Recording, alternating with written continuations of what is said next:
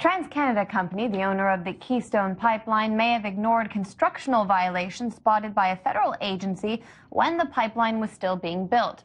That's according to Smog blog investigative journalist Julie Dermansky. Last month, the pipeline experienced a large spill in South Dakota, and some believe it may have been just the beginning. RT's Alexei Rtv reports. Last month, when we almost sole-handedly reported on the 17,000-gallon oil spill of Keystone Pipeline in South Dakota, we invited former TransCanada engineer turned whistleblower Evan Vokes to comment on potential future risks. Here is what he told us back then. A lot of these leaks have their origin in political decisions by managers. And if you can have a director of engineering make a decision to intentionally violate the code and then ask other people to sign off on his decision, this is going to be the outcome sooner or later. This leak is already contained, but the problem is there's hundreds of these types of joints in this pipeline. They thought they'd save some money, and they would go as cheap as they could. So they bought cheap pipe, and they used transition welds. Well, it seems Evan might have been absolutely right. That's according to an investigation held by journalist Julie Dermansky. She filed a FOIA request to Pipeline and Hazardous Materials Safety Administration, that's the U.S. governmental agency responsible for interstate pipelines, and obtained documents suggesting that federal inspectors registered a number of construction design code violations established to ensure pipeline safety, that is, when the pipeline was still being constructed.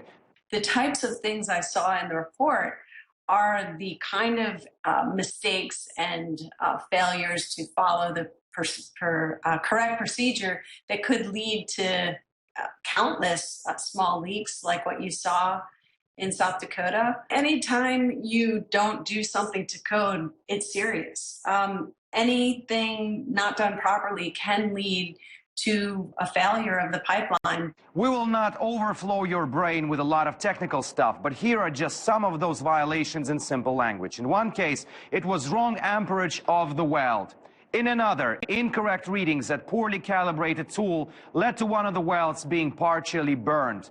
On one more occasion, welding preheats were only checked once, yet they should have been checked continuously according to the code. In a comprehensive inspection report, the PHMSA specialist noted that issues and concerns ranged from coating anomalies not being repaired to bolts causing coating damage. All of those are potentially risky, but did TransCanada care? Yes and no. Some of the issues were indeed addressed. The problem is that the construction was already in full swing when those were spotted. The federal regulator came and saw that they weren't being done right.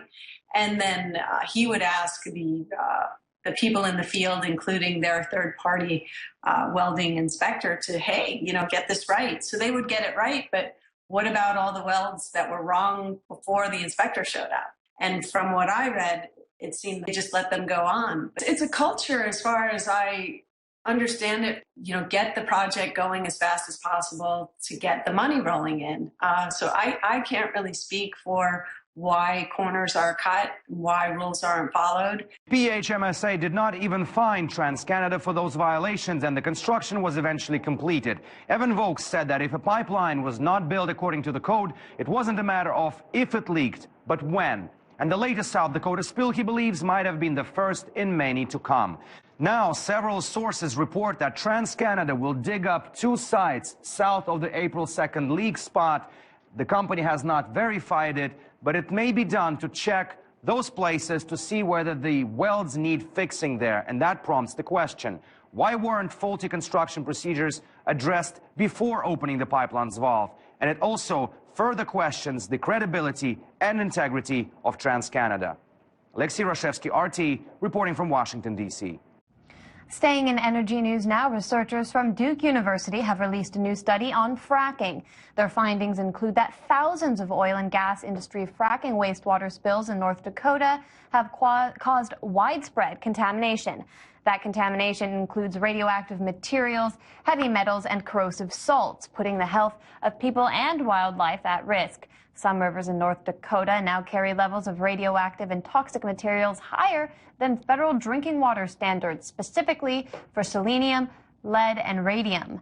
The study also warned radioactive contamination does not go away and will remain a toxic hazard to human and animal life, with very little being done to clean it up.